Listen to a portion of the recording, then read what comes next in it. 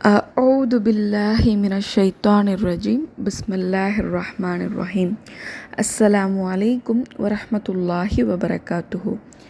இறைவனுடைய மாபெரும் கிருபையால் நாட்களிலேயே மிக சிறந்த நாளான இந்த ஜும்மாவுடைய நாளன்று மீண்டும் நாம் அனைவரும் ஒன்றிணைந்திருக்கின்றோம். அல்ஹம்துலில்லாஹ்.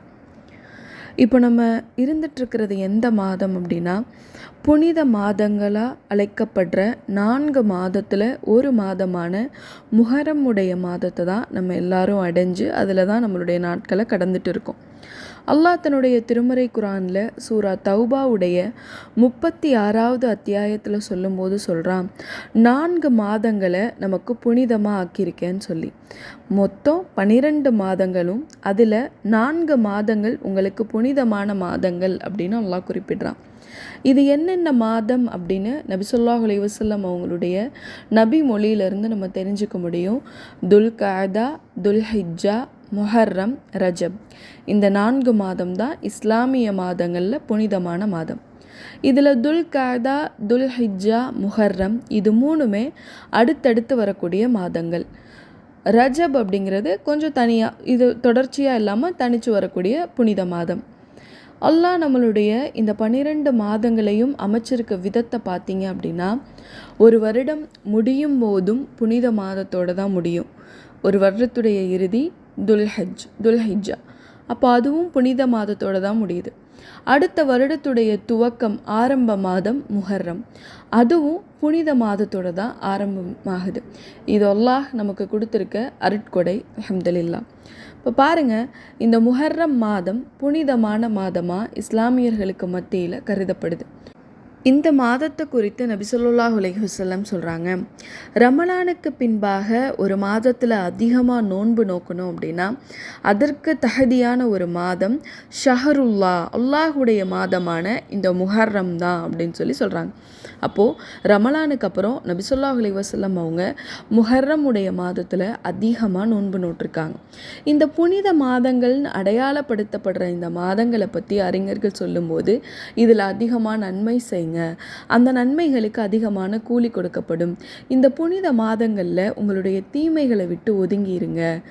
நன்மைகள் அதிகம் செய்வதும் தீமைகளை விட்டு ஒதுங்கி இருக்கிறதும் உங்களை உங்களுடைய இறைவன் கிட்ட நெருங்க செய்யும் அப்படின்னு சொல்லி சொல்கிறாங்க. இந்த முஹர்ரம் மாதத்தில் இன்னும் ஒரு மிக முக்கியமான ஒரு நாள் இருக்குது.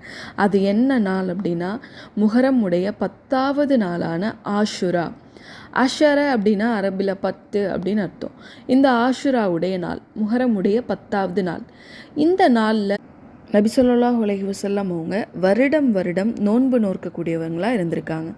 எப்படி அப்படின்னா, நபித்துவம் கிடைக்கிறதுக்கு முன்னாடியே அறியாமை காலத்திலேயே குறைஷிகளும் இந்த நாளில், அந்த அரபுல வாழ்ந்த அந்த மக்களும் இந்த முஹர்ரம் மாதத்துடைய 10வது நாள் நோன்பு கடைப்பிடிக்கிறவங்களாக இருந்திருக்காங்க. ரசூலுல்லாவும் தூதுத்துவத்துக்கு முன்பே, தூதர் அப்படின்னு அறியப்படுறதுக்கு முன்புலேருந்தே இந்த நாளில் நோன்பு வச்சுட்டு இருந்திருக்காங்க. குறைஷிகள் இந்த நாளில் நோன்பு வைக்கிறதுக்கான காரணமாக என்ன சொல்கிறாங்க அப்படின்னா, இந்த நாளில் தான் அல்லாஹ் ஆதம் அலைஹி வஸல்லம் அவங்களுக்கு மன்னிப்பை வழங்கினான். இன்னும் இந்த நாளில் தான் நூஹ் அலைஹி வஸல்லத்துடைய கப்பல் வெள்ளத்துக்கு பிறகு ஒரு இடத்துல நிலையாச்சு. இந்த நாளில் தான் மூசா அலைஹி வஸல்லத்துக்கு அல்லாஹ் வெற்றியை கொடுத்தான் அப்படின்னு சொல்லி சொல்கிறாங்க. இப்போ இந்த செய்திகள் எல்லாம் அதிகாரப்பூர்வமான செய்திகள் இல்லை. குறைஷிகள் அவங்க முஹர்ரம் 10 நோன்பு வச்சதுக்கான காரணமாக இந்த செய்திகளை சொல்கிறாங்க. ரசூலுல்லாவும் இந்த நாளில் நோன்பு வச்சுட்டு இருந்தாங்க. இஸ்லாத்துக்கு முன்பு நோன்பு வச்சுருந்தாங்க. அதுக்கப்புறமா ரசூலுல்லாஹ் இஸ்லாம் அடைஞ்சதுக்கப்புறமும் இந்த நாளில் நோன்பு வச்சுட்டு இருந்தாங்க. இப்போ மக்காலிருந்து நபி ஸல்லல்லாஹு அலைஹி வஸல்லம் அவங்க மதீனாக்கு போனதுக்கப்புறமா அங்கே முதல் வருடம் இந்த முஹர்ரம் மாதத்தில் நோன்பு ரசூலுல்லாஹ் வச்சிட்ருக்காங்க. அப்போது யூதர்களும் இந்த நாளில் நோன்பு வச்சுருக்க விஷயத்தை கேட்குறாங்க. ரசூலுல்லாஹ் கேள்விப்பட்டு, இவங்க ஏன் இந்த நாளில் நோன்பு வச்சுருக்காங்க அப்படின்னு கேட்கும்போது நபி ஸல்லல்லாஹு அலைஹி வஸல்லம் அவங்கக்கிட்ட சொல்லப்படுது, மூசா அலைஹி வஸல்லம் அவங்களுக்கு அல்லாஹ் வெற்றி அளித்த நாள் இது. கடலை பிளந்து அவங்கள அல்லாஹ் வழி நடத்தி அவங்கள வெளியேற்றி அவங்களுக்கு வெற்றி அளித்த நாள். ஃபிரௌனும் அவனுடைய கூட்டத்தாரும் நீரில் மூழ்கி இறந்த நாள். இந்த நாளை அனுசரிக்கிற விதமாக தான் யூதர்கள் நோன்பு வைக்கிறாங்க அப்படிங்கிற செய்தியை நபி ஸல்லல்லாஹு அலைஹி வஸல்லம் அவங்க மதீனா வந்ததுக்கப்புறம் தெரிஞ்சுக்கிறாங்க. தெரிஞ்சுட்டு ரசூலுல்லாஹ் என்ன உணர்றாங்கன்னா, இதை அதிகமாக முக்கியத்துவம் கொடுக்கறதுக்கு தகுதியான நபர்கள் நம்மளாக தான் இருப்போம் அப்படின்னு சொல்லி அங்கே இருந்த முஸ்லீம்கள் அனைவருக்கும் முஹர்ரம் அன்று நோன்பு வைக்கிறத கட்டாயமாக்குனாங்க, ஃபர்லாக்குனாங்க. அப்போது அவங்க ஹிஜ்ரத் பண்ணி போன அந்த முதல் 2 ஆண்டுகள் ஃபர்லான நோன்பு மாதிரியே முஹர்ரமை முஸ்லீம்கள் கடைப்பிடிச்சிட்டு இருந்தாங்க. ஏன்னா ஹிஜ்ரத் பண்ணி 2வது ஆண்டில் தான் ரமலானுடைய மாதத்தில் நோன்பு கட்டாய கடமையாக்கப்பட்டுச்சு. அப்போது எப்போ நோன்பு கடமையாக்கப்பட்டுச்சோ, ரமலானுடைய நோன்பு கடமையாக்கப்பட்டுச்சோ, அதுக்கப்புறம் ரசூலுல்லாஹ் சொல்லிட்டாங்க, இதன் பிறகு ஆஷுராவுடைய நோன்பை, முஹர்ரம் 10உடைய நோன்பை நோக்கிறது அவரவருடைய விருப்பம். இது ஒரு சுன்னத்தான நோன்பாக கடைப்பிடிக்கப்பட்டுச்சு. இப்படியே இருக்கும்போது நபி ஸல்லல்லாஹு அலைஹி வஸல்லம் அவங்க ஹிஜ்ரி 10 அவங்க மரணம் அடைஞ்ச அந்த ஆண்டில் ரசூலுல்லாஹ் இந்த முஹர்ரம் 10ல் ஒரு நோன்பு வைக்கிறாங்க, ஆஷுராவுடைய ஒரு நோன்பு வைக்கிறாங்க. அப்போது அங்கே என்ன விஷயம் பேசப்படுதுன்னா, யா ரசூலுல்லாஹ், யூதர்களுடைய கொள்கைக்கு நம்ம மாற்றமாக தானே இருக்கணும், நம்மளும் இந்த நாளில் நோன்பு வைக்கிறோம், அவங்களும் இந்த நாளில் நோன்பு வைக்கிறாங்களே அப்படின்னு சொல்லி கேட்கும்போது நபி ஸல்லல்லாஹு அலைஹி வஸல்லம் அவங்க சொல்கிறாங்க, அடுத்த ஆண்டு நான் உயிரோடு இருந்தால் முஹர்ரம் 9 அன்று நோன்பு வைப்பேன் அப்படின்னு சொல்லி நபி ஸல்லல்லாஹு அலைஹி வஸல்லம் அவங்க சொல்கிறாங்க. அப்போ அந்த அடிப்படையில் தான் முஹர்ரம் மாதம் வந்தால் யூதர்களுக்கு மாற்றம் செய்கிற வகையில் நபி ஸல்லல்லாஹு அலைஹி வஸல்லம் அவங்களுடைய அறிவுறுத்தலின்படி நம்ம 9, 10 ஆகிய 2 நாட்களில் நோன்பு நோக்கிறோம். சில நேரங்களில் நம்ம இந்த 9 தவற விடும்போது வெறும் 10ல் மட்டும் நோன்பு வச்சு அவர்களுக்கு ஒப்ப ஆயிருமே அப்படின்னு சொல்லி 10, 11 ஆகிய நாட்களில் நோன்பு வைப்பாங்க. 10, 11 நோன்பு வைக்கலாம் அப்படிங்கிறதுக்கு எந்த அதிகாரப்பூர்வமான அறிவிப்பும் இல்லை. ஆனால் அந்த நாளை நம்ம தவற விட்டுறக்கூடாது அப்படிங்கிற அடிப்படையில் இது வைக்கலாம் அப்படின்னு அறிஞர்களால் அனுமதி கொடுக்கப்படுது. இன்னும் சூழ்நிலையின் காரணமாக என்னால் 2 நோன்பு வைக்க முடியல, நான் ஒரு நோன்பு தான் வைக்க முடியும், நான் ஆஷுரா 10வது மட்டும் நான் நோன்பு வச்சுக்கிறேன் அப்படின்னு சொல்லி அந்த ஒரு நாள் நோன்பு வைக்கிறதும் நம்ம மேலே குற்றமாகாது. சரி, இப்போ முஹர்ரமுடைய சிறப்பு, முஹர்ரம் மாதத்தில் வர இந்த ஆஷுராவுடைய சிறப்பு, ரசூலுல்லாஹ் எப்படி அந்த ஆஷுரா நோன்பை கடைப்பிடிச்சாங்க அப்படிங்கிற விஷயத்தெல்லாம் நம்ம தெரிஞ்சுக்கிட்டோம். இந்த ஆஷுரா நோன்பு வைக்கிறதால நமக்கு என்ன சிறப்பு இருக்குது? நபி ஸல்லல்லாஹு அலைஹி வஸல்லம் அவங்க சொல்லும்போது சொல்கிறாங்க, யார் ஆஷுராவுடைய நாளன்று நோன்பு நோக்கிறாரோ அவருடைய முந்தைய வருடத்தின் பாவங்கள் மன்னிக்கப்படுது. முஹர்ரம் அப்படின்னு புது வருடத்துக்குள்ளே நுழையிறோம் நம்ம.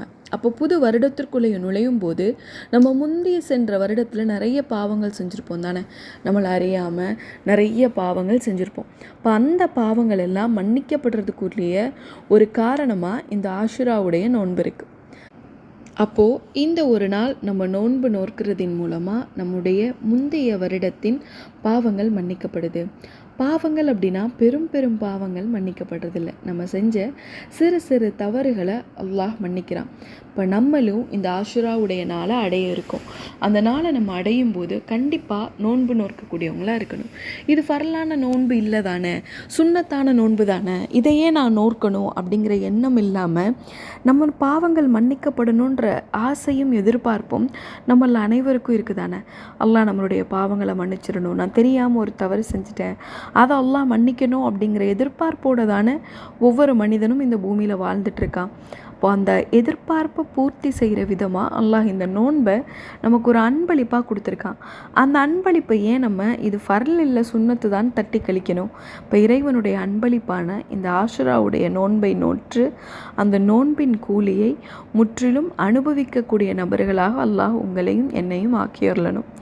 இதை தவிர்த்து இன்னும் இந்த ஆஷுராவுடைய நாளன்று ஒரு சில மக்கள் இந்த உலகத்தில் துக்கம் அனுசரிச்சிட்ருப்பாங்க. நபி ஸல்லல்லாஹு அலைஹி வஸல்லம் பேரனும் அலி ரலியல்லாஹு அன்ஹு ஃபாத்திமா ரலியல்லாஹு அன்ஹாவுடைய மகனான ஹுசைன் அவர்கள் இறந்த நாள் இது அப்படின்னு சொல்லி இந்த நாளில் துக்கம் அனுசரிக்கக்கூடிய மக்கள் இருக்காங்க. இது முற்றிலும் இஸ்லாமிய நடைமுறைக்கு எதிரானது.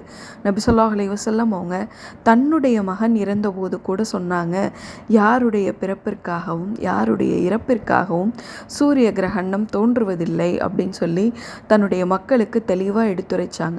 அப்போது அதையே அவங்க பெருசாக அனுசரிக்காத போது தன்னுடைய மகனுடைய மரணத்தையே நபி ஸல்லல்லாஹு அலைஹி வஸல்லம் அவங்க அடையாளப்படுத்தாத போது தன்னுடைய பேரனுடைய மரணத்தை அடையாளப்படுத்துறத ரசூலுல்லாஹ் விரும்புவாங்களா?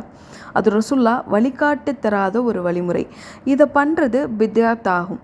கர்பலா அப்படிங்கிற யுத்தத்தில் ஹுசைன் அவங்க இறந்து போனதாகவும் அதுக்கு துக்கம் அனுசரிக்கிற விதமாகவும் நிறைய முஸ்லீம்கள் இஸ்லாம் காட்டித்தராத வழிமுறைகளை பின்பற்றிட்டு இருக்காங்க. அந்த மாதிரியான பித்யாத்திலிருந்து ஒதுங்கி இந்த நாளில் நோன்பு நோற்று நம்மளுடைய முந்தைய பாவங்கள் மன்னிக்கப்பட்ட நபர்களாக புதிய ஒரு ஆண்டுக்குள்ளே நுழையக்கூடிய வாய்ப்பை பெற்றவர்களாக அல்லாஹ் உங்களையும் என்னையும் ஆக்கியவர்களனும் இன்ஷா அல்லாஹ். சுவனத்திலேயே மிக உயர்ந்த சுவனமான ஜன்னத்துல் ஃபிர்தௌஸ் எனும் சுவனத்தில் அல்லாஹ் உங்களையும் உங்களுடைய குடும்பத்தாரையும் என்னையும் என்னுடைய குடும்பத்தாரையும் நுழையச் செய்வானாக அப்படிங்கிற பிரார்த்தனையோடு இந்த நினைவூட்டலை நான் நிறைவு செய்கிறேன். அஸ்ஸலாமு அலைக்கும் வரஹ்மத்துல்லாஹி வபரகாத்துஹு.